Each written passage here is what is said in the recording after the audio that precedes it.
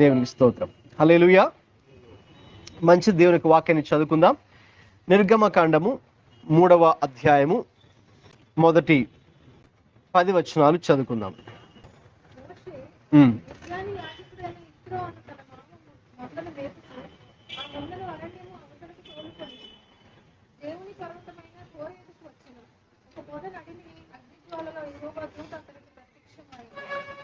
చూసినప్పుడు అగ్ని వలన ఆ పొద మండుచున్నది, కానీ పొద కాలిపోలేదు.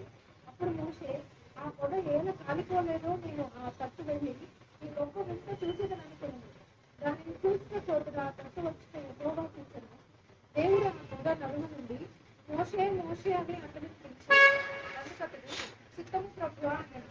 అందుకైన దగ్గరకు రావద్దు, నీ పాదముల నుండి నీ చెప్పులు విడియున్నాడు, నీవు నిలిచి ఉన్న స్థలము పరిశుద్ధ ప్రదేశము అన్నాడు. మరియు ఆయన, నేను నీ తండ్రి దేవుడను, అబ్రహాము దేవుడను, ఇస్సాకు దేవుడను, యాకోబు దేవుడను అని చెప్పగా మోషే తన ముఖమును కప్పుకొని దేవుని వైపు చూడలేచున్నాడు. మరియు యెహోవా ఇట్లనెను, నేను ఐగుప్తులో ఉన్న నా ప్రజల బాధను నిశ్చయముగా చూస్తుంది.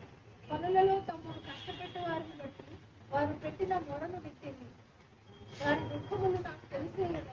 కాబట్టి ఐగుప్తీయుల చేతిలో నుండి వారిని విడిపించినప్పుడు ఆ దేశంలో నుండి విశాలమైన మంచి దేశములకు, అనగా కనానీయులకు, హిత్తీయులకు, అమోరీయులకు, పెరిజ్జీయులకు, హివ్వీయులకు, యెబూసీయులకు నివాస స్థానమై పాలు తేనెలు ప్రవహించు దేశములకు వారిని నడిపించినప్పుడు దిగివచ్చి ఉన్నాను. ఇశ్రాయేలీయుల మొర నిజముగా నా ఎదుటికి చేరినది. ఐగుప్తీయులు వారిని పెట్టుచున్న హింస చూచుతుంది. కాగా రమ్ము, నిన్ను ఫరో యొద్దకు పంపుదును. ఇశ్రాయేలీయులైన నా ప్రజలను నీవు ఐగుప్తులో నుండి తోడుకొని పోవాలనెను. చాలండి. దేవుడు తన పరిశుద్ధ వాక్యము దీవించును గాక. ఆమేన్. నిర్గమకాండము 3వ అధ్యాయము ఈ మొదటి 10 వచనాలు చదువుకున్నాం. ఇందులో మనం గమనించినట్టయితే చాలా ప్రాముఖ్యమైనటువంటి సంఘటన ఒకటి చోటు చేసుకుంటూ ఉంది.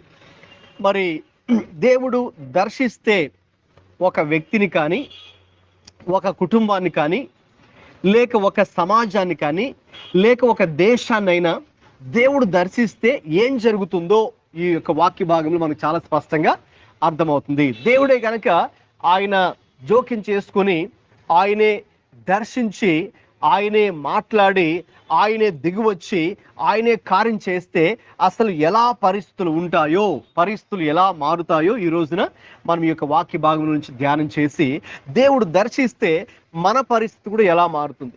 దేవుడు దర్శిస్తే మనం చాలాసార్లు మన యొక్క పరిస్థితి గురించి బాధపడిపోతూ ఉంటాం. అయ్యో నా పరిస్థితి ఏంటి ఇలాగే ఉంది, అయ్యో నాకు ఈ శ్రమలు ఉన్నాయి, అయ్యో నాకు ఈ బాధలు ఉన్నాయి, అయ్యో నాకు ఇబ్బందులు ఉన్నాయి, అయ్యో మరి నన్ను ఎవరు అర్థం చేసుకోవట్లేదు, అయ్యో నన్ను ఎవరు ప్రేమించట్లేదు, అయ్యో మరి నా పరిస్థితులు మారట్లేదు అని మనకున్నటువంటి బలహీనతలు, కొరతలు, లేమిలి, మనకున్నటువంటి ఈ యొక్క ప్రతికూల పరిస్థితుల గురించి మనం ఆలోచిస్తూ ఉంటాం. అయితే ఆ పరిస్థితుల్లో దేవుడు జోక్యం చేసుకుంటే, లేక దేవుడు దర్శిస్తే ఏం జరుగుతుందో ఈ రోజున ఆ యొక్క దైవ దర్శనం గురించి, దైవ దర్శనం అనే అంశం గురించి, గాడ్స్ విజిటేషన్ అనే ఒక అంశం గురించి ఈ రోజున మనం ఈ యొక్క వాక్య భాగంలో నుంచి ధ్యానం చేద్దాం. గమనించండి, ఇక్కడ మొదటి వచనం మనం చూస్తున్నట్టయితే, మోషే మిద్యాను యాజకుడని యిత్రో అను తన మామ మందను మేపుచు ఆ మందను అరణ్యము అవతలకు తోలుకొని దేవుని పర్వతమైన హోరేబుకు వచ్చెను. గమనించండి, మోషే మరి అక్కడ ఐగుప్తులో జన్మించినట్టుగా మనం చూస్తూ ఉన్నాం. అక్కడ ఆయన జన్మించే సమయానికి దేవుని ప్రజలు, హెబ్రీలు అందరూ కూడా భయంకరమైనటువంటి హింసను ఎదుర్కొంటూ ఉన్నారు. ఎందుకంటే వారి సంఖ్య విస్తరించినందున మరి ఆ యొక్క ఐగుప్తు దేశంలో మరి సుమారు మరి చాలా సంవత్సరాలుగా మరి వారి పూర్వీకులు అక్కడ స్థిరపడిన తర్వాత ఆ కాలంలో వచ్చినట్టు ఒక రాజు ఫరో ఏం చేశారంటే, అమ్మో వీళ్ళు లెక్కకు విస్తరించిపోయారు ఈ జనాంగము, కాబట్టి వీళ్ళని ఇలా మనం వదిలేస్తే వీళ్ళు ఇంకా లెక్కకు మించిపోయి మనల్ని ఇంకా మన మీద పెత్తనం చలాయిస్తారు, మనల్ని ఇక అధికారం మన యొక్క అధికారం లాక్కొని మనల్ని వీళ్ళు వేలుతారేమో భయంతో ఏం చేస్తారంటే, మరి ఆ యొక్క హెబ్రీలకు పుట్టిన ప్రతి మగ శిశువును కూడా చంపించి వేసేవారు ఆ కాలంలో. అయితే తద్వారా వారి యొక్క సంతానాన్ని కూడా ఇంకా తగ్గించడం కోసం అప్పుడు ఏం జరిగింది, ఆ కాలంలో మోషే కూడా పుట్టడం జరిగింది. వారి యొక్క తల్లిదండ్రులకి. మోషే పుట్టిన తర్వాత మరి వాళ్ళు ఏం చేస్తారంటే ఆ మోషే మరి భద్రంగా ఉండాలని, చనిపోకుండా ఉండాలనే ఉద్దేశంతో ఒక బుట్టలో అతన్ని పెట్టి ఆ యొక్క నైలు నది మీద వాళ్ళు విడిచిపెట్టడం జరిగింది. మరి ఆ చిన్న శిశువుగా ఉన్నటువంటి ఆ యొక్క మోషేని మరి ఆ యొక్క నైలు నది మీద వస్తూ ఉండగా మరి అక్కడ ఉన్నటువంటి ఫరో కుమార్తె చూడడం జరిగింది.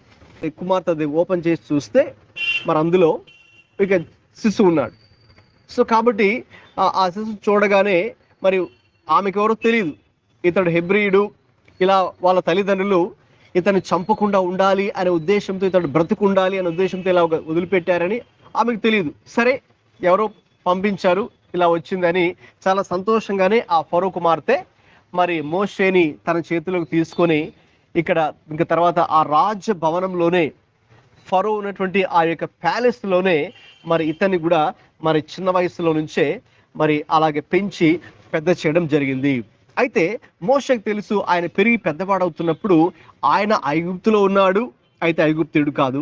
ఆ ఫరో దగ్గర ఆ ఫరో కుమార్తెకు కుమారుడిగా పిలబడుతున్నాడు, అయితే నిజంగా తన తల్లి ఆమె కాదు, ఆయన తల్లిదండ్రులు వారు కారు అనే విషయం కూడా ఆయన పెద్దవాడైన తర్వాత విషయాలు తెలిసాయి. తెలిసిన తర్వాత ఇక తన ప్రజలు ఎలా ఉన్నారో కూడా ఆయన తెలుసు. ఎందుకంటే అక్కడ అందరూ ఎలా ఉండేవారంటే అందరూ కూడా అప్పుడు హెబ్రీలు బానిసలుగా ఉన్నారు, స్లేవ్స్గా ఉన్నారు. అంటే ఆ ఫరో రాజు వాళ్ళ చేత కఠినమైనటువంటి పని వెట్టి చాకరీ చేయించుకునేవాడు, చాలా భయంకరంగా వారిని ట్రీట్ చేసేవాడు. వారికి ఏమాత్రం కూడా అక్కడ స్వేచ్ఛ కానీ, స్వాతంత్రం కానీ, ఆనందం కానీ లేదు. మరి ఇక వాళ్ళని ఎవరు విడిపించడానికి ఎవరు లేరు. ఎందుకంటే ఇక రాజే ఈ ప్రజలందరినీ కూడా ఆయన అణిచివేస్తూ వారిని బానిసలుగా ట్రీట్ చేస్తున్నారు. కాబట్టి ఇంకా బయట నుంచి వచ్చి హెల్ప్ చేయడానికి కూడా అవకాశం లేదు. ఎందుకంటే రాజు అనుమతి లేకుండా ఎవరు హెల్ప్ చేయగలరు, వీళ్ళకి వచ్చి చేయలేరు. కాబట్టి అందుకే వాళ్ళు ఏం చేస్తారు, ఇంకా వాళ్ళ ఈ పరిస్థితుల్లో మరి చాలా భయంకరమైనటువంటి సుమారు 430 సంవత్సరాల పాటు వాళ్ళు అక్కడే ఉండి అనేక తరాలుగా అక్కడే స్థిరపడిపోయి ఐగుప్తులో. ఎందుకంటే యాకోబు టైంలో వాళ్ళందరూ వచ్చారు కదండి అక్కడికి, అక్కడ కరువు వచ్చింది కాబట్టి వాళ్ళు ఇక్కడ స్థిరపడ్డారు, వచ్చి యాకోబు కుమారులందరూ వచ్చి ఇక్కడ ఐగుప్తులో స్థిరపడ్డారు. ఇంకా అలాగా వారి సంఖ్య విస్తరించిపోయింది. అలాగ సుమారు 430 సంవత్సరాలు అక్కడ గడిపారు. సో తర్వాత స్టార్టింగ్లో అక్కడ రాజు యోసేపు టైంలో బాగానే సహాయం చేశాడు వీరందరికీ, హెబ్రీలకు. అయితే రాను వీరి సంఖ్య విస్తరించే కొలది ఇక అభద్రతా భావంతో, ఇన్సెక్యూరిటీ ఫీలింగ్తో ఆ రాజు ఏం చేశాడంటే భయపడిపోయి, అమ్మో వీళ్ళని ఇలా వదిలేస్తే ఇంకా మనల్ని వీళ్ళు ఇంకా ఏళ్తారేమో అనే ఉద్దేశంతో అప్పటి కాలంలో పుట్టినటువంటి మగ శిశువుల్ని చంపించి వేసేవాడు. అయితే దేవుని ప్రణాళికలో మోషే ఉన్నాడు కాబట్టి దేవుడు మోషేని ఆ రీతిగా రక్షించడం జరిగింది.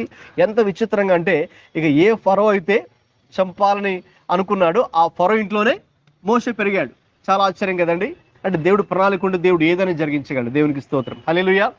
మన శత్రువు ఎదుట ఆయన భోజనం సిద్ధపరుస్తానని చెప్పాడు కాబట్టి మన శత్రువులే మనల్ని పెంచి పోషించే వారుగా చేయడానికి కూడా దేవుడు వాడుకోగలడు. అలా దేవుడు మోషే విషయంలో దేవుడు చేశాడు. సరే ఇక మోషే పెరిగి పెద్దవాడైన తర్వాత సుమారు మరి 40 సంవత్సరాలు వయసు వచ్చినప్పుడు ఇక ఒక సన్నివేశాన్ని చూశాడు. ఏంటి ఆ సన్నివేశం అంటే, మరి ఆయన బయటికి వెళ్ళి అలాగే వీధుల్లో చూస్తూ ఉండగా మరి అప్పటి కాలంలో ఆ యొక్క ఐగుప్తీయులు ఏం చేసేవారు, వీళ్ళని చిత్రహింసలు పెట్టేసేవారు, వీళ్ళని కొట్టేవారు. వీళ్ళకి శక్తి లేదన్నా కూడా వీళ్ళ చేత కొట్టి మళ్ళీ పని చేయించేవారు అనమాట. అలాగా ఒక ఐగుప్తీయుడు హెబ్రీని కొడుతున్నప్పుడు వెళ్ళి అది చూశాడు మోషే. చూసి చాలా బాధపడ్డాడు. ఇదేంటి, నా ప్రజలను వీళ్ళు ఇలా కొడుతున్నారు, ఇలా హింసిస్తున్నారు, ఇలా బాధ పెడుతున్నారు, ఇలా గాయపెడుతున్నారు, ఇలాగ వెట్టి చాకరీ చేయిస్తున్నారు, మరి ఎలాగ మా ప్రజలకు ఎలాగ విడుదల కలుగుతుందని ఆయనలో ఆవేశం కూడా స్టార్ట్ అయింది. అంటే ఆ సీన్ చూశాడు కదా, ఐగుప్తుడిని కొడుతున్నాడు, వాడు అసలు శక్తి లేదు, నా బాబు నేను పని చేయలేను, కనీసం నాకు తినడానికి పెట్టు, తర్వాత పని చేస్తానన్నా కూడా వాడిని మాట వినకుండా కొడుతుంటే మరి మోషే ఏం చేశాడంటే వెళ్ళిపోయి చాలా ఆవేశంతో ఆ ఐగుప్తుని చంపేశాడు. వెంటనే ఆవేశంలో, ఆ క్షణిక ఆవేశంలో చాలా కోపంతో ఇంకా ఏం చేశాడండి, ఆ ఐగుప్తుని చంపేశాడు. ఇలాగ నా ప్రజలకి ఇలా చేస్తావా అనే ఇదితో. అయితే చంపిన తర్వాత మళ్ళీ అతనిలో భయం పట్టుకుంది ఇంకా. ఎందుకంటే ఈ విషయం, ఈ మ్యాటరు ఇంకా రాజుగారు తెలిసిపోతే ఫరోకి అమ్మో ఇంకా నా ప్రాణం తీస్తాడు, ఆయన నన్ను చంపేస్తాడు, ఇంకా నా రియల్ ఐడెంటిటీ బయటకు వచ్చేస్తుంది, ఇంకా నా అసలు గుర్తింపు, అసలు నేను ఎవరినో తెలిసిపోతాను ఇంకా రాజుకి కదా, నేను ఐగుప్తుని కాదు. ఇంతవరకు వాళ్ళు పెంచుకుంది ఒక హెబ్రీయుని అని తెలియగానే ఇంకో కోపంతో రాజుగారు చంపించి వేయచ్చు. కాబట్టి ఆ భయంతో ఏం చేశాడంటే వెంటనే దూరంగా మిద్యాను, మీరు చదివారు కదా మోషే, మిద్యాను అనే ప్రాంతానికి పారిపోవడం జరిగింది. మరి అక్కడ సుమారు 40 సంవత్సరాలు ఆయన ఆ యొక్క మిద్యాను అరణ్యంలో గడపడం జరుగుతుంది. అక్కడికి వెళ్ళిన తర్వాత అక్కడ ఒకరితో పరిచయం అయ్యి, ఇత్రో అనే వ్యక్తితో పరిచయం అయిన తర్వాత మరి ఆయన కుమార్తెను అక్కడ పెళ్లి చేసుకొని అక్కడ వాళ్ళకి గొర్రెల మంద ఉంటే మరి ఆ మందను మేపే పనిలోకి ఇక మోషే వెళ్ళిపోయాడు. అలాగా ఆ మందను మేపుతున్నటువంటి రోజుల్లో ఒకరోజు అక్కడ హోరేబు అనే కొండ దగ్గర ఉన్నాడు. హోరేబు అనే పర్వతం దగ్గర మందను తోలుకొని అవి మేస్తూ ఉండగా ఒక విచిత్రమైన సన్నివేశము అతడు ఆ కొండలో చూచాడు. హోరేబు అనే కొండలో ఏంటి అంటే అక్కడున్న పొద అంట చాలా ఒక పెద్ద పొద, అది నడిమికి అగ్ని జ్వాలలో అలాగా ఉండి, అది మరి అగ్ని జ్వాలలు అక్కడ ఉన్నాయి. అయితే ఆ అగ్ని, ఆ మంట అంతా చూస్తున్నాడు. అయితే ఆ పొద మాత్రం కాలిపోవట్లేదు. మంటలు అయితే ఉన్నాయి కానీ అది కాలిపోవట్లేదు. అంటే మంటల్లోనే అలాగే ఉందన్నమాట. అది చూడడానికి చాలా వింతగా అతనికి అనిపించింది. ఏంటిది చాలా వింతగా ఉంది, ఇక్కడ మంటలన్నీ ఉన్నాయి కానీ కాలిపోకుండా అలాగే ఉంది ఏంటి అని దగ్గరికి వెళ్ళి చూద్దామని అతడు ఆ పొద దగ్గరికి, ఆ కొండ దగ్గరికి, హోరేబు దగ్గరికి వెళ్ళి మరి అది చూడడానికని వెళ్ళాడు. ఎప్పుడైతే అక్కడ దగ్గరికి వెళ్ళాడో వెళ్ళిన వెంటనే అప్పుడు దేవుని యొక్క స్వరము అతడు విన్నాడు. ఆ పొదలో నుంచే, ఆ మండుచున్న పొదలో నుంచే దేవుడు మోషే మోషే అని దేవుడు పిలిచాడు. అందుకు అతడు చిత్తము ప్రభువా అన్నాడు. ఇక తర్వాత దేవుడు తనను తాను మోషేకు అక్కడ బయలుపరుచుకున్నాడు. నేను నీ తండ్రి దేవుడను, అబ్రహాము దేవుడను, ఇస్సాకు దేవుడను, యాకోబు దేవుడను అని దేవుడు తనను తాను ఇక మోషేకి బయలుపరుచుకున్నాడు. ఇంకెప్పుడైతే మోషే ఆ దేవుని యొక్క స్వరాన్ని విన్నాడో ఒక్కసారిగా అతనిలో ఇక ఒక ఒక విధమైనటువంటి దైవికమైన భయం అతనిలో కలిగింది. అమ్మో, ఇక్కడ దేవుడు ఉన్నాడా, ఇక్కడ దేవుడు మాట్లాడుతున్నాడా అని ఇక తనలో తాను ఒక విధమైనటువంటి భయము అతనిలో కలిగింది. అందుకే తన ముఖాన్ని కప్పుకొని దేవుని వైపు చూడ వెరచెను అని 6వ వచనంలో మనం చూస్తూ ఉన్నాం. గమనించండి, అప్పటి వరకు కూడా మోషేకు దైవ దర్శనము తన జీవితంలో కలగలేదు. అంటే దేవుడు అంటే తెలుసు, ఎందుకు తల్లిదండ్రులు కూడా వారు యెహోవా దేవుణ్ణి నమ్ముకున్నటువంటి వారే. తల్లిదండ్రులు కూడా బహుశా చాలా విషయాలు మరి డైరెక్ట్గా కాకపోయినా ఇండైరెక్ట్గా కానీ అతనికి తెలియచేసి ఉండొచ్చు. ఎందుకంటే అతడు పెరిగింది ఫరో దగ్గర కదా. అయితే అతనికి తెలుసు, మరి అతని స్నేహితుల ద్వారా, అక్కడ ఉన్నటువంటి హెబ్రీయుల ద్వారా అతను తెలుసు మన దేవుడు యెహోవా దేవుడు. ఆ ఐగుప్తులైతే మన భారతదేశంలో ఐగుప్తులు ఏం చేస్తారంటే చాలా అనేక రకాల దేవుళ్ళని వాళ్ళు కూడా పూజిస్తారు. అయితే మోషేకి ఆ విషయం తెలుసు. ఇదిగో నేను ఇక్కడ ఈ ఫరో దగ్గర పెంచబడుతూ ఉన్నాను, అయితే నా దేవుడు వీళ్ళు కాదు, ఈ ఫరో ఆరాధించే దేవుడు నా దేవుడు కాదు, నా పూర్వీకుల దేవుడు అబ్రహాము దేవుడు, ఇస్సాకు దేవుడు, యాకోబు దేవుడు, ఆయన వేరేగా ఉన్నాడు, ఆయన యెహోవా దేవుడు అనే విషయము మోషేకు తెలుసు. అయితే మోషేకు తెలుసు కానీ ఆ విషయాలను తనలో ఉన్నాయి, తన బుర్రలో ఉన్నాయి.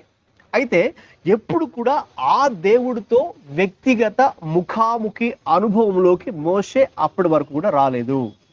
దేవుడు అంటే ఇష్టం, దేవుడు అంటే తెలుసు, యెహోవా దేవుడు నిజమైన దేవుడు అని తెలుసు. ఈ ఐగుప్తు దేవుళ్ళు నిజమైన దేవతలు కాదు అనే విషయం కూడా ఆయన తెలుసు. అయినా దేవుడితో మరి ఎప్పుడు కూడా దేవుడు అతన్ని దర్శించినట్టు అనుభవం అతడికి లేదు.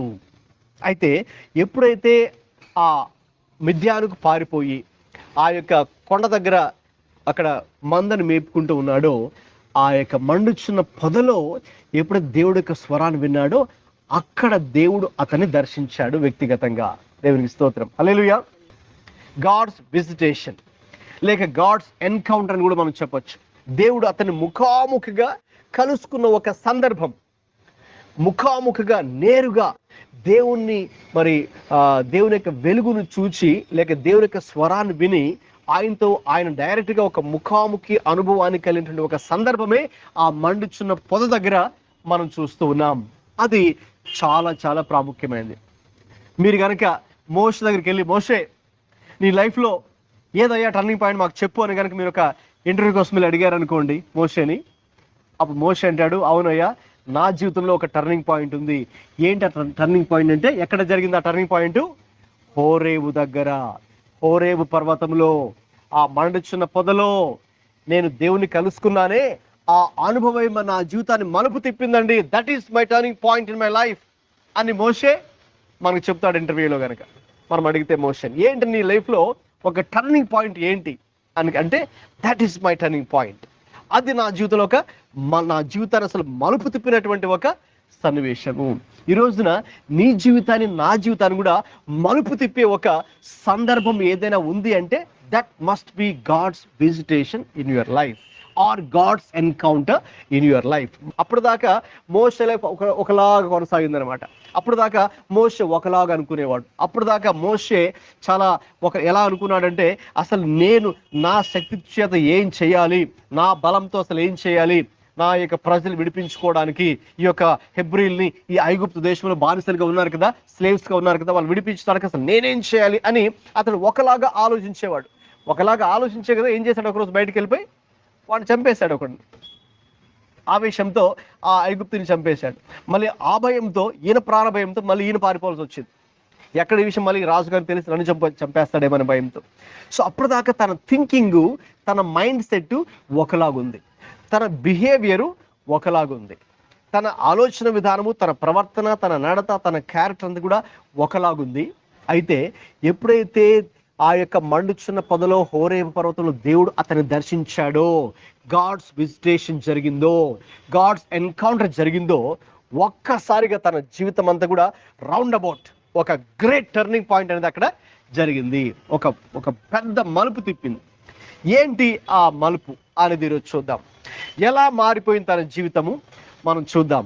దేవుడు ఈ రోజున మనల్ని కూడా దర్శిస్తే, మనం కూడా దేవుడితో ఆ ముఖాముఖి అనుభవాన్ని కలిగి ఉంటే, if you have that visitation or encounter, what happens in our lives, మన జీవితాల్లో కూడా మరి దేవుడు మనల్ని దర్శిస్తే ఏం జరుగుతుందో ఈ రోజున ఈ వాక్య భాగంలో నుంచి మరి మనము ధ్యానం చేద్దాం. ఎప్పుడైతే దేవుడు, ఇదిగో మోషే నేను మీ పితరుల దేవుడను, అబ్రహాము, ఇస్సాకు, యాకోబుల దేవుణ్ణి నేనే అని చెప్పాడు. తర్వాత ఇదిగో నా ప్రజలు పడే బాధలు, కష్టాలు నేను విన్నాను, నేను చూశానయ్యా. ఎందుకంటే వాళ్ళు చాలా భయంకరమైన బాధలో ఉన్నారు కాబట్టి నేను, తర్వాత ఆ బాధలు వాళ్ళు నాకు మొరపెట్టారు.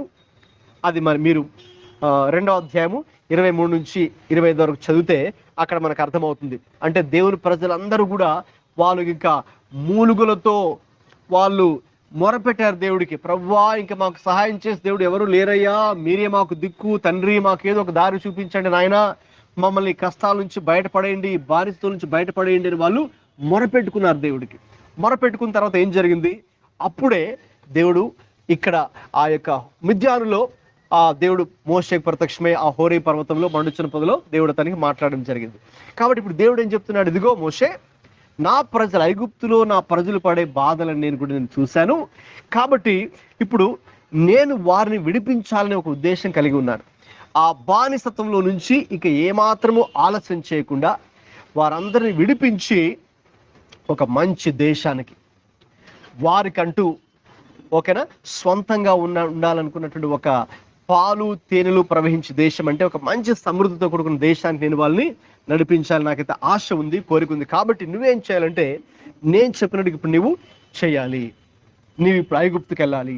తిరిగి నువ్వు ఐగుప్తుకి వెళ్ళి ఆ రాజుతో మాట్లాడి, నేను చెప్పే మాటలు ఆ రాజుతో చెప్పి, మరి అక్కడున్న వాళ్ళందరినీ కూడా విడిపించి, ఆ దేశం నుంచి విడిపించి, తర్వాత నీకు ఏ దేశానికైతే నేను చూపిస్తానో అక్కడికి వాళ్ళందరినీ కూడా నువ్వు తీసుకొని వెళ్ళాలి. అక్కడ వారిని స్థిరపరుస్తాను, అక్కడ నేను వారిని దీవిస్తాను.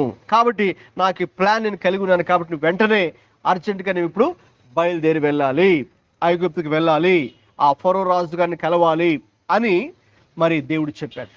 దేవుడు చెప్పింది, that is how God visited Moses. మోషేని దేవుడు ఆ రీతిగా దర్శించి దేవుడు ఆయనతో మాట్లాడిన తర్వాత ఇప్పుడు దేవుడు దర్శించిన తర్వాత మరి ఒక వ్యక్తి ఎలా స్పందిస్తాడో ఈరోజు మనం చూద్దాం. దేవుడు నిన్ను నన్ను కూడా దర్శిస్తే మన పరిస్థితి కూడా ఎలా ఉంటుందో ఈరోజు చూద్దాం. తర్వాత దేవుడు దర్శించిన తర్వాత మన పరిస్థితులు ఎలా మారుతాయో చూద్దాం. దేవుడు ఒక వ్యక్తిని దర్శించిన తర్వాత ఆయనకి ఎలా మహిమ కలుగుతుందో కూడా ఈరోజు చూద్దాం. మొట్టమొదటిగా 11వ వాక్యం చదవండి. మోషే ఏమన్నాడు? నేను ఫరో యొద్దకు వెళ్ళుటకును ఇశ్రాయేలీయులను ఐగుప్తులో నుండి తోడుకుని పోవుటకును ఎంతటి వాడనని దేవునితో చెప్పగా. గమనించండి, ఇక్కడ దేవుడు ఒక వ్యక్తిని దర్శించినప్పుడు దేవుని యొక్క మహిమలో లేక దేవుని వెలుగులో లేక దేవుని శక్తిలో లేక దేవుని ప్రభావములో మానవుని యొక్క అసమర్థత, మానవుని యొక్క కొరత లేమి, మానవుని యొక్క న్యూనతాభావము, మానవుని యొక్క బలహీనతలు బయటపడతాయి. అందులో భాగంగానే మొట్టమొదటిగా ఎప్పుడైతే దేవుడు మోషేని ఇక్కడ దర్శిస్తున్నాడో మోషే ఎలా స్పందిస్తున్నాడంటే, ప్రభువా నేను ఎంతటి వాడనయ్యా, నువ్వు నన్ను వెళ్ళమని చెప్తున్నావు. ఒక విధంగా చెప్పాలంటే ఇండైరెక్ట్గా ఏంటి, డైరెక్ట్గా చెప్పలేదు కానీ ఇండైరెక్ట్గా ఏం చెప్తున్నాడు? నేను వెళ్ళను ప్రభువా, నా వల్ల కాదు, నేను చేయలేను ఆ పని, అంత పెద్ద భారం, అంత పెద్ద ప్రాజెక్ట్ వర్క్ నేను చేయలేను, అంత పెద్ద అసైన్మెంట్ నేను చేయలేను, అది నా వల్ల అయితే కాదు. అది కూడా ఎందుకంటే చూడండి, ఇప్పుడు మరి మోషేని దేవుడు ఎక్కడికి వెళ్ళమని చెప్తున్నాడు? ఎక్కడైతే పుట్టి పెరిగాడు, పుట్టడం కాదు పెరిగాడు, పుట్టింది కూడా అక్కడ ఐగుప్తులోనే. అఫ్కోర్స్ మెయిన్లీ ఫరో దగ్గరికి వెళ్ళమంటున్నాడు కాబట్టి ఫరో దగ్గర పెరిగాడు కదా. మరి ఫరో దగ్గర పెరిగి అక్కడ వాళ్ళ ఐగుప్తిని బహుశా ఒక సైన్యాధికారి అయి ఉండొచ్చు, ఒక సూపరింటెండెంట్ అయి ఉండొచ్చు, ఎవరైతే చంపాడో ఇతను. మరి అతన్ని చంపి పారిపోయి వచ్చాడు కదా. ఇంకా పారిపోయిన తర్వాత మరి ఖచ్చితంగా ఆ రాజుగారు తెలిసి ఉంటుంది లేదు చెప్పండి? తెలిసి ఉంటుంది, ఖచ్చితంగా రాజుకి తెలిసి ఉంటుంది మ్యాటర్.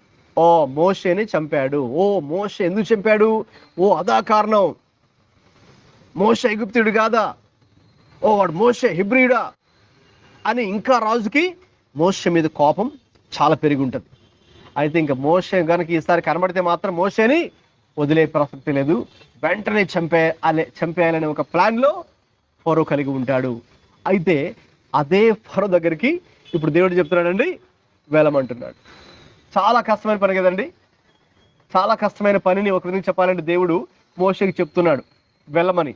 అయితే మోషే ఎప్పుడైతే దేవుడు ఆ మాట విన్నాడో, ప్రభువా ఇది నా వల్ల కాదు, నేను అసమర్థుణ్ణి, నా వల్ల కాదు.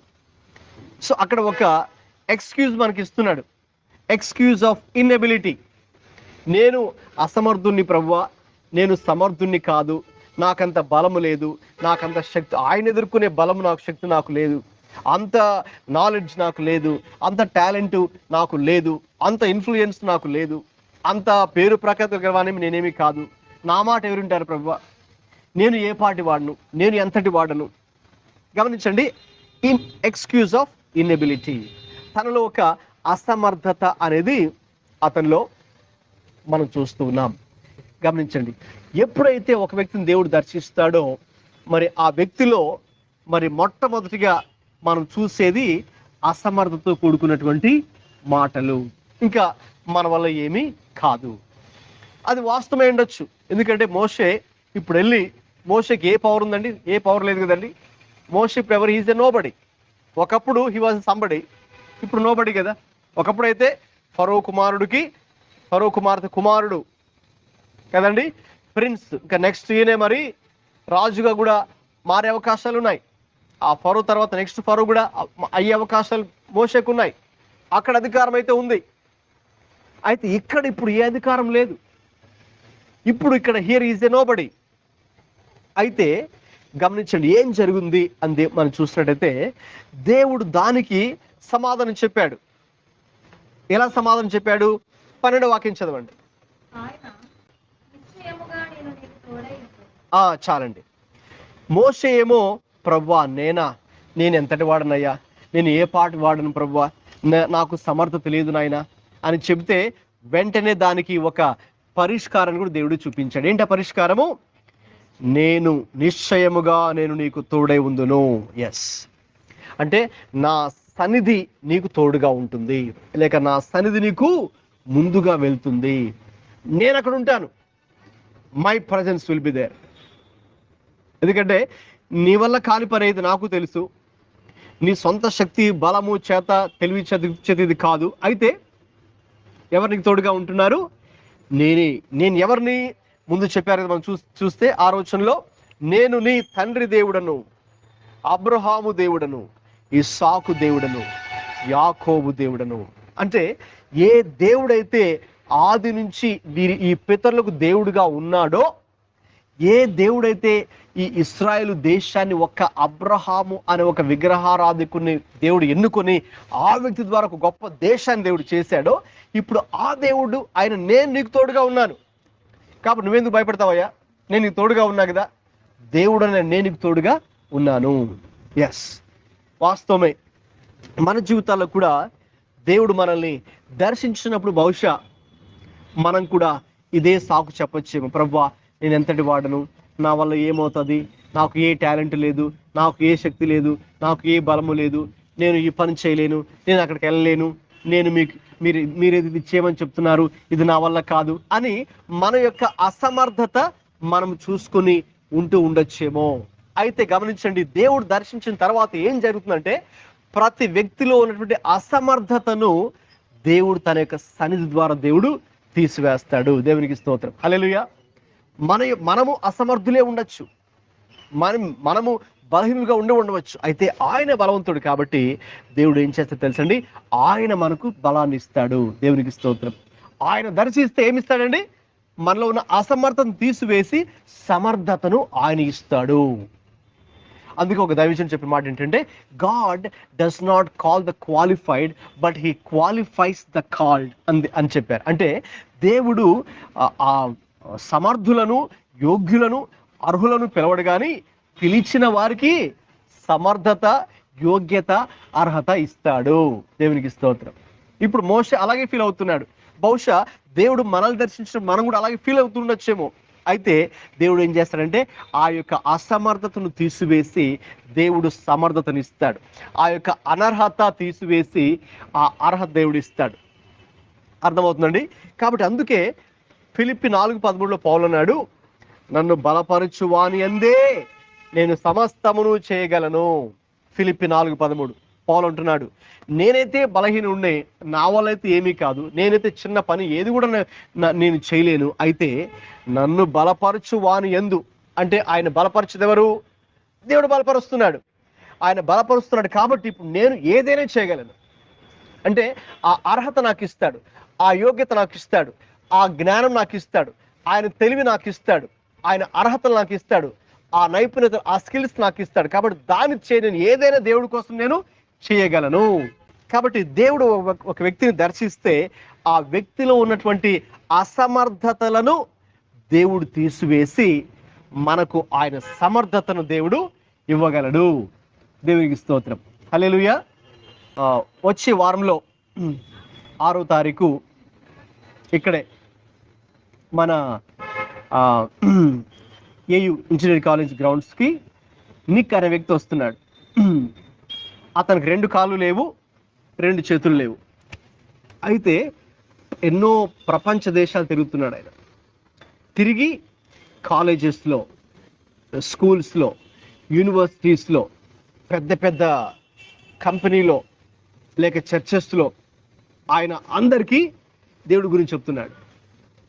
అంటే ఆయన ఎలాగ దేవుడు అతన్ని దర్శించాడు, అతడు కూడా అనుకున్నాడు, ఇంకా నేను బతకడం వేస్ట్, నేను చచ్చిపోతే మంచిది అని. వినండి, ఆ యూట్యూబ్లో ఆయన టెస్టిమనీ ఉంటుంది, వినండి. నిక్ అని కొట్టండి.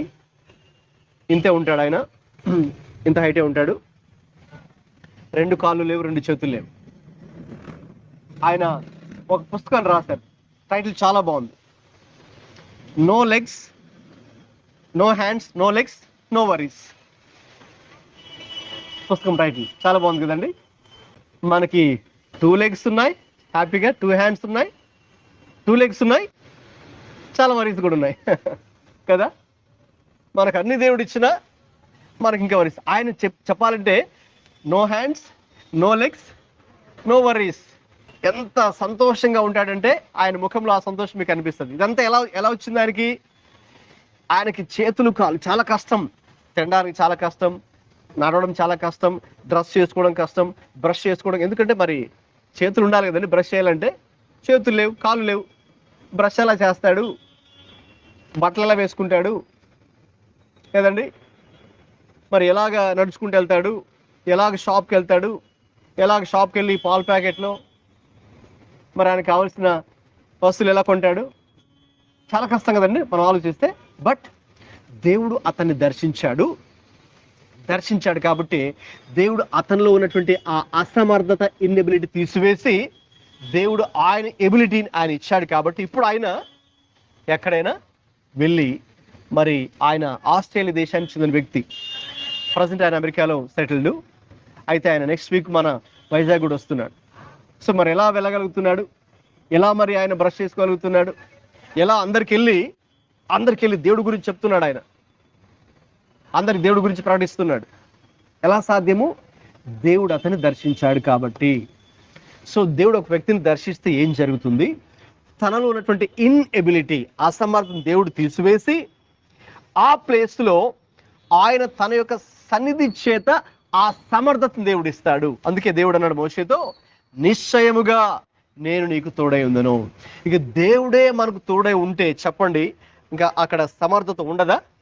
ఖచ్చితంగా ఆ సమర్థత ఉంటుంది, ఖచ్చితంగా ఆ ఎబిలిటీ దేవుడు మనకిస్తాడు. కాబట్టి అందుకే పౌలు అన్నాడు, నన్ను బలపరచువానింది నేను సమస్తమును చేయగలను.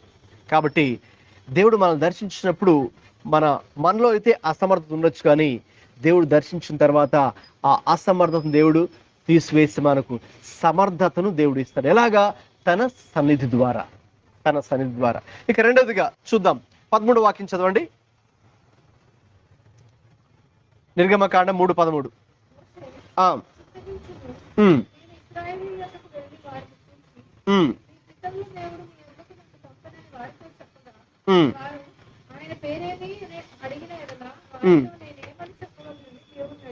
రెండవదిగా గమనించండి, ఇక్కడ నెమ్మదిగా ఒక్కొక్క సాకు మోషే చెప్తున్నాడు దేవుడికి.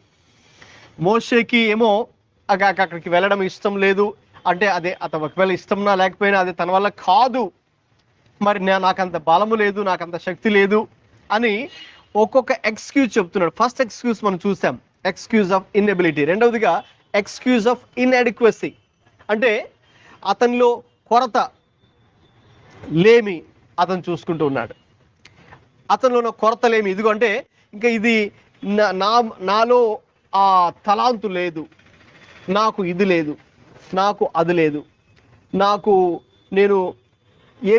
నేనేం చెప్పాలి, నేను సరిగ్గా చెప్పలేను, సరిగ్గా మాట్లాడలేను అని తనలో ఉన్నటువంటి కొరతను, తనలో ఉన్నటువంటి లేమిని చూసుకొని మళ్ళీ దేవుడికి, అయ్యో ప్రభువా, వాళ్ళు ఇది అడుగుతారు, అది అడుగుతారు, నేను వెళ్తాను, ఆ రాజును కలుస్తాను, మీరు కలమన్నట్టు మళ్ళీ అని అడుగుతాడు, ఎవరు పంపించారా నిన్ను అని అంటారు, నన్ను దేవుడు పంపించారంటాడు, చెప్తాను, ఏ దేవుడు? నీ దేవుడు పేరేంటి చెప్పు అంటారు.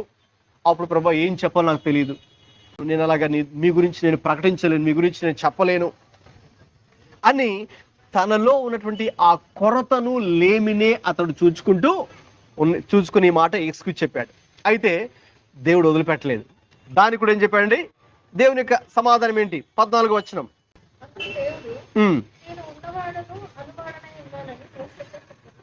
గమనించండి, ఉన్నవాడను అనువాడను, ఐయామ్ దట్ ఐయామ్. అంటే దేవుని యొక్క పేరు అడిగితే, ప్రభువా నేను వెళ్తాను, ఆ ఫరో గారిని కలుస్తాను, మరేం చెప్పాలి ప్రభువా, మీ పేరేంటి? ఇదిగో ఉన్నవాడు అనువాడు పంపించాడు నిన్ను అని చెప్పు, అంతే చాలు.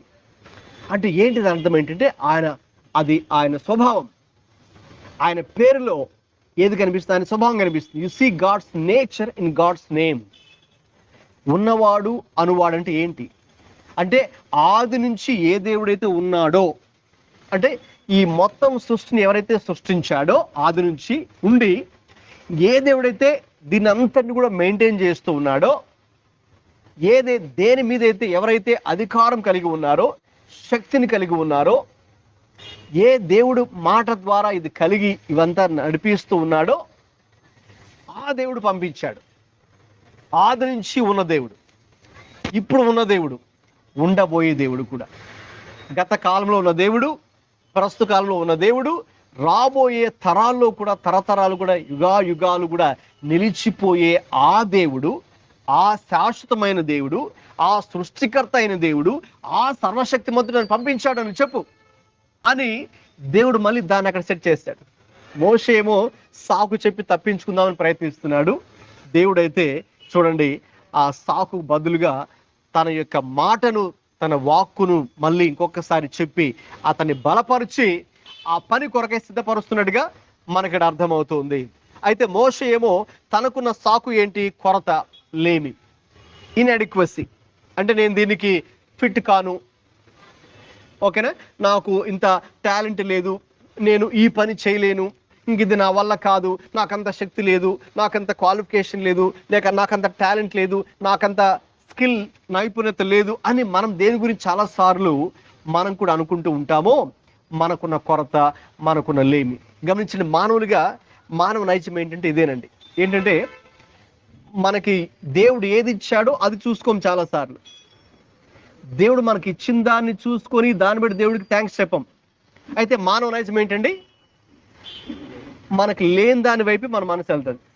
వాళ్ళకి ఇది ఉంది, ఓకేనా, మన పక్కింటి వాళ్ళకి అది ఉంది, మనకి ఇది లేదు.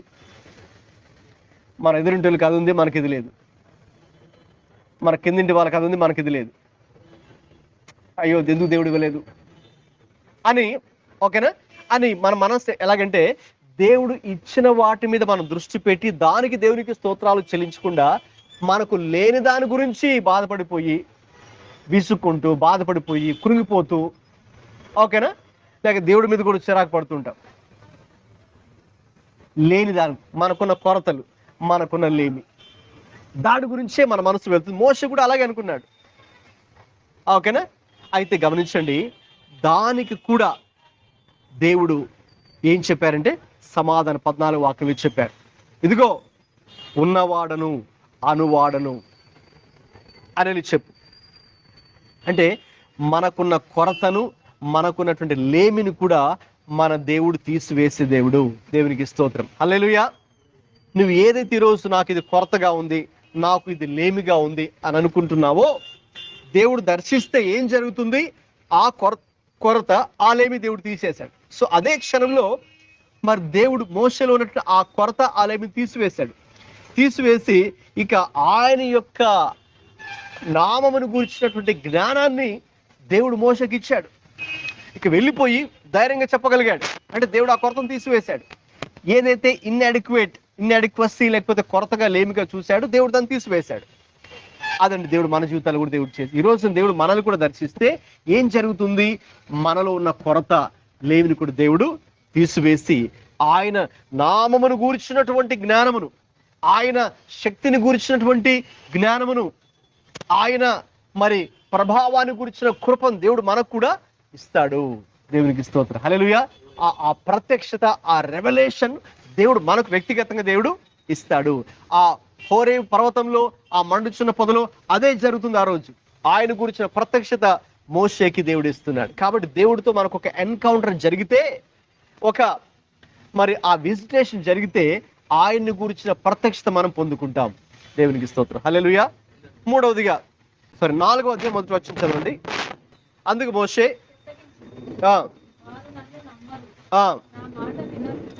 చాలండి, చదవండి.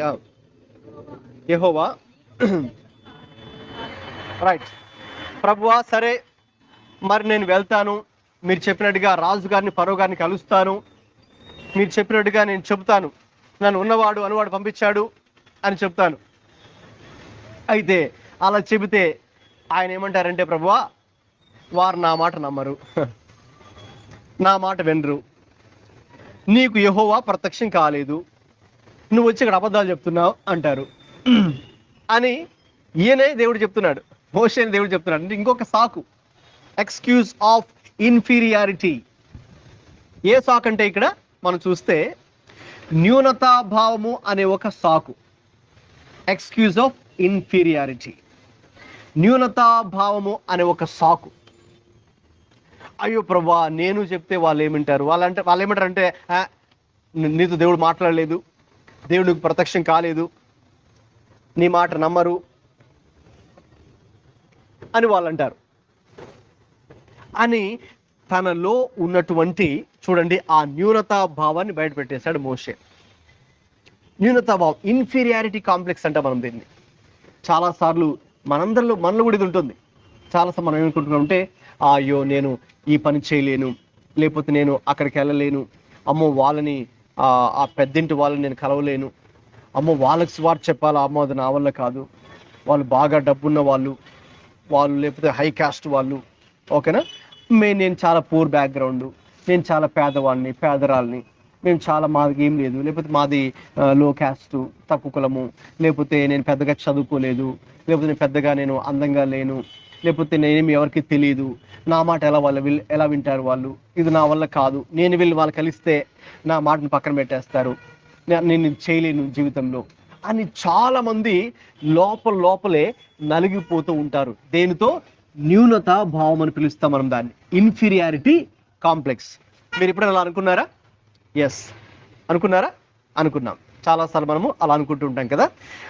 మన వల్ల ఏమవుతుంది కదండి, మన మాట ఎవరు ఉంటారు, మనకంత శక్తి ఏముంది, మన దగ్గర ఏముంది, మనం పేదోళ్ళమి, మన దగ్గర ఏముంది, మనం పెద్దగా ఏం చదువుకోలేదు కదా, కాబట్టి మన వల్ల ఇది అవ్వదులే అని చాలాసార్లు మనం దాని గురించి కృంగిపోతూ ఉంటాం. మన గురించి మనమే చాలా తక్కువ అంచనా వేసుకొని మన గురించి మనం చాలా తక్కువ అంచనా మన గురించి మనమే చిన్న చూపు చూసుకొని ఇన్ఫీరియారిటీ కాంప్లెక్స్తో మనం ఉంటాం. మోషే కూడా అటువంటి ఇన్ఫీరియారిటీ కాంప్లెక్స్తో ఉన్నాడు. అయితే దేవుడు దర్శిస్తే ఆ ఇన్ఫీరియారిటీ కాంప్లెక్స్ దేవుడు తీసివేస్తాడు. దేవునికి స్తోత్రం, హల్లెలూయా. ఇక దానికి దేవుడు ఏం చెప్పాడు? ఇదే అధ్యాయంలో మనం 10 నుంచి 19 దాకా మనం చదివితే అక్కడ దేవుడు ఏం చెప్పాడు తెలుసా? అతనిలో ఉన్న ఇన్ఫీరియారిటీ కాంప్లెక్స్ తీసివేయడానికి దేవుడు 3 అద్భుతాలు చేయడానికి అతడికి స్పెషల్ పవర్ దేవుడు ఇచ్చాడు. ఏంటంటే, మొదటిగా దేవుడు అన్నాడు, సరే నీ చేతిలో ఏముందయ్యా అన్నాడు. కర్ర ఉంది ప్రభు అన్నాడు. సరే కర్ర కింద పడే అన్నాడు. కింద పడడానికి కర్ర ఏమైపోయింది? పాము అయిపోయింది. సరే ఆ పామును తోకపట్టుకో అన్నాడు. ఆ పామును మళ్ళీ తోకపట్టుకుని ఏమైపోయింది? మళ్ళీ కర్ర అయిపోయింది, మళ్ళీ కర్రగా మారింది. అదొక అద్భుతం దేవుడు చూపించి, సరే నువ్వు వెళ్ళి కర్ర కింద పడాయి. ఎవరి దగ్గర? ఫరో దగ్గర. ఆ పాముగా మారిపోద్ది. అప్పుడు కొంచెం భయపడతారనమాట రండి. తర్వాత వెళ్ళి ఆ పాము తోకపట్టుకో, ఆ తోకపట్టుకొని మళ్ళీ పాము అయిపోద్ది, మళ్ళీ కర్రగా మారిపోయింది. ఇది ఒక సూచక్రియ, ఇది ఒక అద్భుతం. ఓకేనా? నువ్వు ఇలా ఫీల్ అయిపోతున్నావు కదా, అయ్యో నా వల్ల ఏమీ కాదని, ఇదిగో నేను శక్తిని ఇస్తాను. తర్వాత రెండవ అద్భుతం ఏంటండి? అక్కడే ఉంది, ఆ 4వ అధ్యాయం 6వ వచనంలో, నీ చెయ్యి ఇలా నీ రొమ్మును ఉంచుకో అన్నాడు. చెయ్యిని ఇలా రొమ్మును పెట్టుకున్నాడు. మళ్ళీ బయట తీయన్నాడు. తీయగానే ఏమైందండి? చెయ్యి కుష్ఠరోగం వచ్చింది.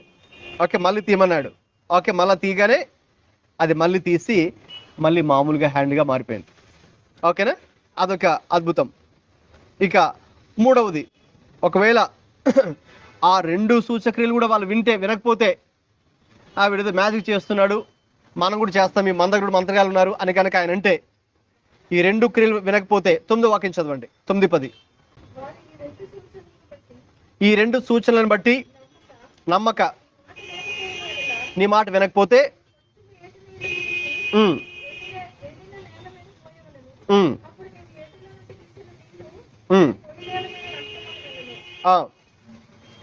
అదండి. కాబట్టి ఈ 3 సూచక్రియలు కదండి, ఇవి దేవుడు ఆ యొక్క ఎక్స్ట్రా ఆర్డినరీ పవర్స్ని, సూపర్ న్యాచురల్ పవర్ని దేవుడే ఇచ్చాడు. ఎందుకంటే నాలో బై న్యాచురల్ హీస్ ఇన్ఫీరియర్. సహజ సిద్ధంగా తన స్వభావం ఏంటండి? న్యూనతాభావము. కాబట్టి నువ్వు ఇప్పుడు నా పని చేయాలంటే నేను నీకు అసాధారణమైనటువంటి సూపర్ న్యాచురల్ ఎబిలిటీని, శక్తిని నేను నీకు ఇస్తాను. ఎదిగో అవే 3 అద్భుతాలు. కాబట్టి నువ్వు వెళ్ళి చేయగానే ఆ రాజుని భయపడిపోతాడయ్యా. రాజు నువ్వు అన్నావు కదా, వారు నన్ను నమ్మరు, నా మాట వినరు, యెహోవా నీకు ప్రత్యక్షం కాలేదంటారు. అయితే ఇవి చెయ్యి, అప్పుడు నీ మాట వాళ్ళు ఏం చేస్తారు? నీ మాట నమ్ముతారు, నీ మాట వింటారు, అవును యెహోవా నీకు నిజంగా ప్రత్యక్షమయ్యాడు అని వాళ్ళు అంటారు. చూసారా, దేవుడు ఎప్పుడైతే మన యొక్క న్యాచురల్ లెవెల్లో మనకు న్యాచురల్గా ఉన్నటువంటి సహజంగా ఉన్నటువంటి మన యొక్క లక్షణాలను బట్టి మనం బాధపడిపోతూ ఉంటామో, దీనివల్ల మనం ఏం చేయలేము అని మనం ఫీల్ అయిపోతుంటామో, దేవుడు దర్శిస్తే ఏం జరుగుతుంది తెలుసండి, you will get super natural ability and power. న్యాచురల్గా ఇన్ఫీరియారిటీ కాంప్లెక్స్ మీద ఉంది, దేవుడు దర్శిస్తే సూపర్ న్యాచురల్ పవర్, అసాధారణ శక్తి, అసాధారణ కృప, అసాధారణంగా నీవు దేవుడి కోసం కార్యాలను చేయగలవు. ఇప్పుడు అవన్నీ మోషే ఏ శక్తితో చేశాడని చెప్పండి? తన సొంత శక్తే కాదు, తన న్యాచురల్ ఎబిలిటీనా? No, God's supernatural ability. దేవుని యొక్క అసాధారణ శక్తి ఉంది కాబట్టే మరి కర్ర కిందేగానే పాముగా మారిపోయింది, మళ్ళీ పాము తోకపట్టుకోగానే మళ్ళీ కర్రగా మారిపోయింది. ఆ దేవుని శక్తి, దేవుడు ఇచ్చిన శక్తి. కాబట్టి దేవుడు కూడా మనకు అలాగా తన శక్తిని ఇస్తాడు, తన బలాన్ని ఇస్తాడు. పౌలుతో అదే అన్నాడు, ఇదిగో నువ్వు బలిండు అనుకున్నావా, నీవు ఎప్పుడు బలహీనుడువో అప్పుడు నా శక్తి నీకు నేను ఇస్తాను, అప్పుడు నీవు బలవంతుడిగా మారిపోతావు. 2 కొరింథీ పత్రిక 12వ అధ్యాయంలో ఉంటుంది. కాబట్టి నీ యొక్క సహజ సిద్ధంగా ఓకేనా, నీ న్యూనతా భావము లేకపోతే అది ఇది అనుకుంటున్నావో, అప్పుడు yes God give us strength. దేవుడు మనకు ఆ రీతిగా అసాధారణ శక్తిని దేవుడు మనకి ఇస్తాడండి. ఎస్, అది. ఇక చివరిగా ఇన్ని చెప్పినా కూడా మోషే అన్నాడు, మోషే ఇంకొక సాగు చెప్పడానికి ప్రయత్నించాడు. 3 సాగులు చెప్పేశాడు ఇప్పటికీ. Excuse of inability, excuse of inadequacy, excuse of inferiority. ఓకేనా, అసమర్థత అనే ఒక సాగు చెప్పాడు. ఫస్ట్ తప్పించుకుందాం చూశాడు, దేవుడు విడిచిపెట్టలేదు. కొరత, లేమి అనే ఒక సాగు చెప్పాడు, ఆయన దేవుడు విడిచిపెట్టలా. మూడవదిగా న్యూనతాభావం అనే సాగు చెప్పడానికి ప్రయత్నించాడు, దేవుడు విడిచిపెట్టలా. ఇక ఇంకొకటి ప్రయత్నించాడు, ఇంకోటి చెప్పాడు. ఏంటంటే 10వ వాక్యం చదవండి, 4:10. మోషే చెప్పిన 4వ చివరి సాకు.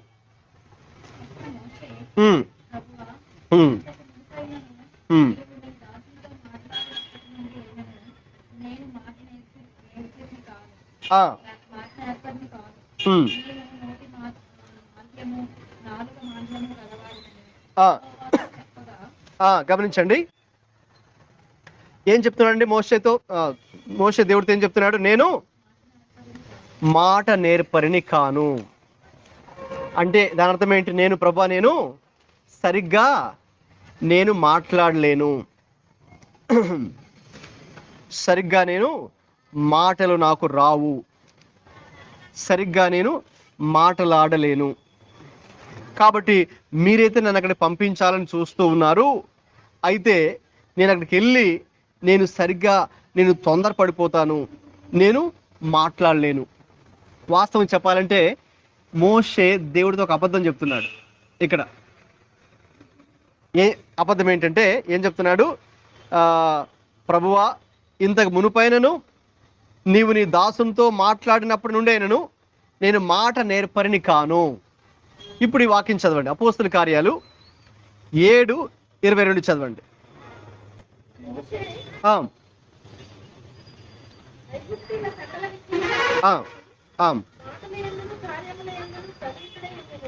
చెప్పండి, మోషే నిజం చెప్తున్నాడు అబద్ధం చెప్తున్నాడా? దేవునితో ఏం చెప్తున్నాడండి? ఏముంది ఇక్కడ? మోషే ఐగుప్తీయుల సకల విద్యలను అభ్యసించి, ఓకేనా, మల్టీ టాలెంటెడ్, మల్టీ టాస్కీ, ఓకే, తర్వాత మల్టీ స్కిల్స్ ఉన్నాయి, తర్వాత మాట యందు కార్యముల యందు ప్రవీణుడై ఉండెను. అంటే ప్రాపర్ పక్కా కమ్యూనికేషన్ స్కిల్స్ ఉన్నాయి, చక్కగా మాట నేర్పరం ఉంది. సో ఇతను ఏమనుకున్నాడంటే, సరే ఇప్పుడు దాకా నేను చెప్పాను కదా, దేవుడు వదిలిపెట్టలేదు, సరే ఇదన్నా చెప్దాం. సరే ప్రభువా, నేను సరిగ్గా మాట్లాడలేను ఆయన, నాకు నత్తుంది ప్రభువా అలాగన్నా దేవుడు చెప్తే దేవుడు విడిచిపెడతాడేమో అనుకున్నాడు. దేవుడు విడిచిపెడతాడేమో, సరే మోషే ఇంకా నువ్వు సరిగ్గా మాట్లాడలేవు కాబట్టి విడిచిపెట్టేస్తానులే, సరే వేరే వాళ్ళ కోసం చూస్తానులే అని దేవుడు అంటాడని ఇతను అనుకున్నాడు, అలా ఎక్స్పెక్ట్ చేశాడు కదండి. అయితే ఓకే, ఇది ఎక్స్క్యూజ్ ఆఫ్ ఇన్ఫర్మిటీ, తనకున్న ఈ బలహీనత. ఏం చెప్తున్నాను, ఇంతకు మునుపైనను లేక నీవు నీ దాసునితో మాట్లాడినప్పుడు నుండైనను నేను మాట నేర్పరని కాను. నేను నోటి మాంద్యము నాలుక మాంద్యము గలవాడని యెహోవాతో చెప్పాడు. ప్రభువా, నేను సరిగ్గా మాటలు రావు నాయనా, నాకు సరిగ్గా నేను నత్తివాడను ప్రభువా, నేను మాట్లాడలేను. మరి అక్కడికి వెళ్తేనే ఆయనతో మాట్లాడాలి కదా మరి ఫరోతో, మరి నేను ఇక్కడ మాట్లాడలేను ఎలాగా? రైట్. సో మనం కూడా కొన్నిసార్లు ఏం చేస్తామంటే మనకున్న యొక్క బలహీనతల గురించి మనం ఫోకస్ చేస్తూ ఉంటాం. మనకి బలహీనత ఉంది కాబట్టి నేను ఈ పని చేయలేను, ఓకేనా? కాబట్టి నాకు కాలు సరిగ్గా పని చేయట్లేదు కాబట్టి నేను ఇక నడవలేను, లేకపోతే నాకు ఒక చేయి లేదు కాబట్టి మరి నేను కొన్ని పనులు నేను చేయలేను, లేకపోతే నాకు నథింగ్ సమస్య ఉంది కాబట్టి, ఓకేనా, మందపు నాలుక ఉంది కాబట్టి మరి నేను సరిగ్గా మాట్లాడలేను, లేకపోతే నేను పీజీ కోర్స్ చేయలేదు కాబట్టి నేను ఇది చేయలేను, లేకపోతే నాకు ఈ జాబ్ రాదు, లేకపోతే నేను మరొకటి లేదు కాబట్టి అని మన యొక్క బలహీనత గురించి మనం ఆలోచిస్తూ ఉంటాం. అయితే చూసారండి, దేవుడు మరి ఎలా స్పందించాడు. నెక్స్ట్ వర్డ్ చదవండి. దేవుడు ఏం సమాధానం చెప్పాడు మోషేకి? 11. మానవులకు నియమించిన వాడు ఎవరు? మగవానినే గాని చెట్టుగానినే గాని దృష్టిగలవానినే గాని చెట్టుగానినే గాని పుట్టించిన వాడు ఎవరు? యెహోవానైన నేనే కదా. కాబట్టి వెళ్ళుము, నీవు నీ నోటికి తోడై ఉండి నీవు ఏమి పలుకవలసినది నీకు బోధించుదునని అతనితో చెప్పాను. చూడండి, దేవుడు చూసారండి, ప్రతి దానికి దేవుడు దర్శిస్తే ఏం జరుగుతుందో ఇక్కడ అద్భుతంగా దేవుడు మనం చూడగలం. దేవుడు చెప్తున్నాడు, మోషే అంటున్నాడు, ప్రభువా, నాకు నోరు సరిగ్గా లేదు, నాలుక మాంద్యము కలది, నేను సరిగ్గా మాట్లాడలేను అని అంటున్నాడు. అయితే దేవుడు అన్నాడు కదా, ఎవరయ్యా మనుషులు చేసింది? చెవిటివానికి, గుడ్డివాడికి, మూగవాడికి నోరు ఇచ్చింది ఎవరు? నేనే కదా. కాబట్టి నువ్వెందుకు భయపడుతున్నావు? నువ్వు వెళ్ళు, నేను నీ నోటికి తోడై ఉండి, ఇంతకుముందు నీకు తోడై ఉన్నా అన్నాను కదా, ఎందుకంటే తన యొక్క సమర్థత లేదు కాబట్టి. ఇప్పుడు అన్నాడు, నీవు నీ నోటికి తోడై ఉండి నీవు ఏమి పలుకవలసినది నీకు బోధించదను అని చెప్తున్నాడు. చూసారండి, దేవుడు అద్భుతంగా దేవుడు దర్శిస్తే ఆ రీతిగా మరి జరుగుతుంది. చూడండి, అంత చెప్పిన 13 ఇంకోటి ఏమన్నాడు? అయ్యో ప్రభువా, నీవు పంపదలచినవానినే పంపుమనగా. చూడండి, ఇంత దేవుడు చెప్తున్నా మళ్ళీ మోషే ఏమన్నాడండి? ప్రభువా, మీరు అసలు ఎవరిని పంపాలనుకున్న వాళ్ళని పంపించండి ప్రభువా కదా. మరి దేవుడు ఇంతవరకు ఎంత మాట్లాడుతుంది ఎందుకు? ఎవరిని పంపాలని? ఈయన పంపాలని కదా. మరి ఏం చెప్తున్నాడు? ఇంకొక is looking for one more excuse, ఇంకొక సాకు కోసం ఎదురు చూస్తున్నాడు. ప్రభువా, మీరు ఎవరిని పంపాలనుకుని వాళ్ళనే పంపండి ఆయన అంటే, అప్పుడు చూడండి, అప్పుడు ఏంటి? 14 ఇంకా దేవుడు కోపం వచ్చిందండి. ఇప్పుడు దాకా దేవుడు ఓపిక పట్టాడు కదా, ఇక దేవుడు కోపం వచ్చింది. దేవుడు కోపం వచ్చి, లేవీయుడగు నీ మీ అన్న ఉన్నాడు కదా, మీ అన్న ఉన్నాడు అహరోను, కాబట్టి చెప్పండి, చదవండి.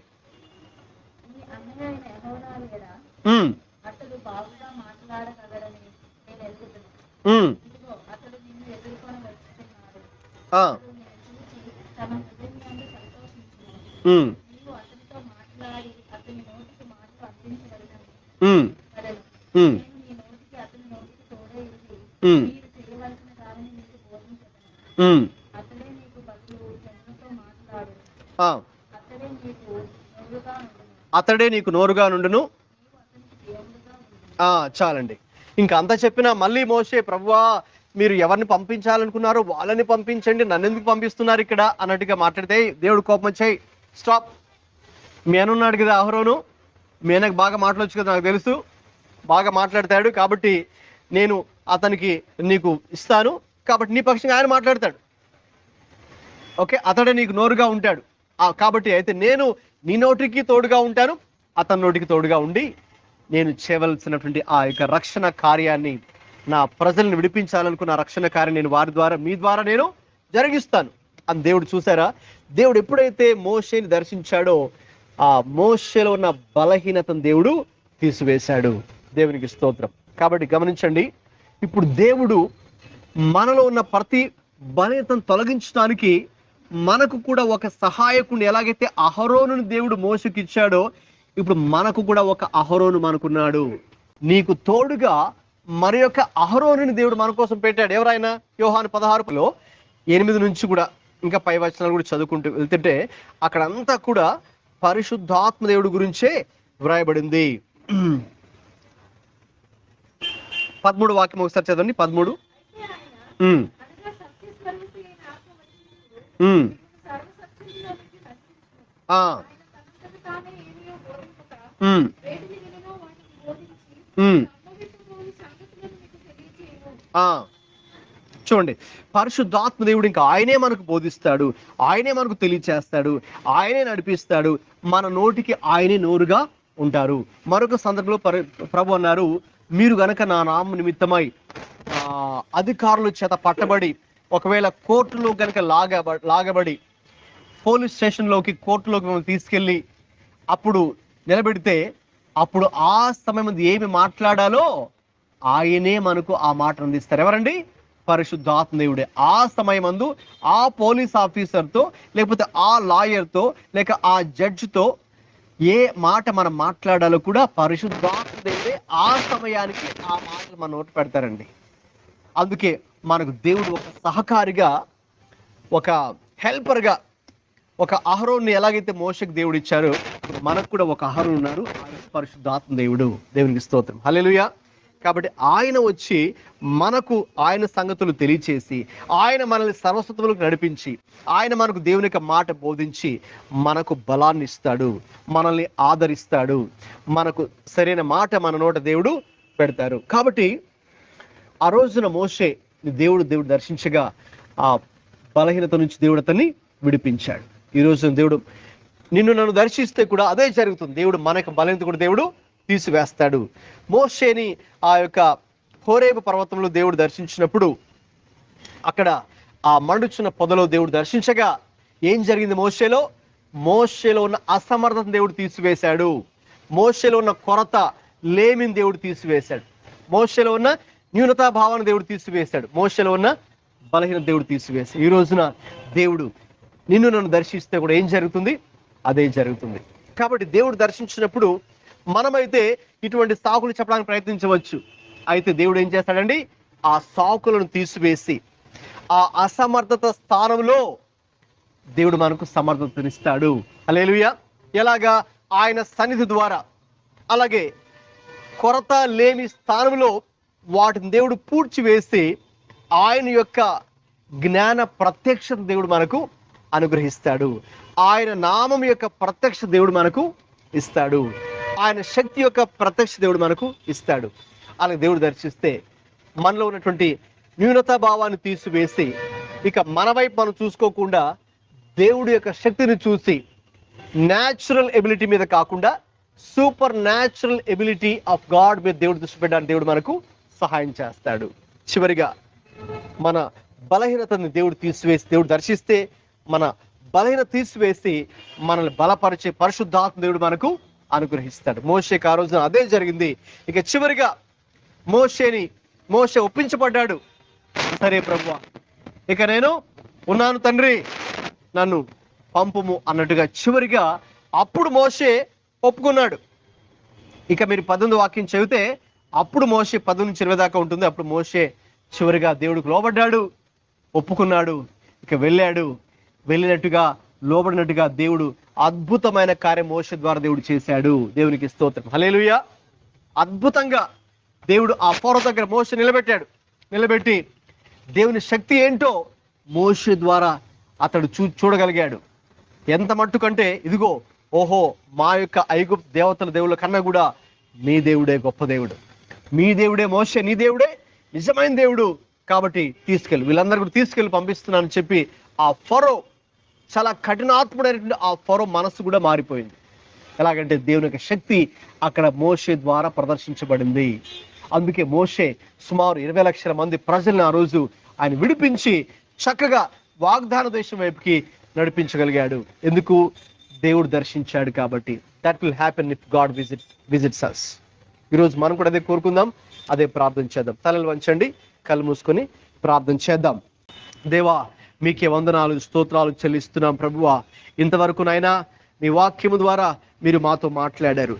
దేవుడు దర్శిస్తే, దేవుడితో ఒక ముఖాముఖి అనుభవం పొందుకుంటే ఏం జరుగుతుందో ఈరోజు మీరు మోషని మా ముందు ఉంచి అయ్యా మీరు తెలియచేశారు. స్తోత్రాలు.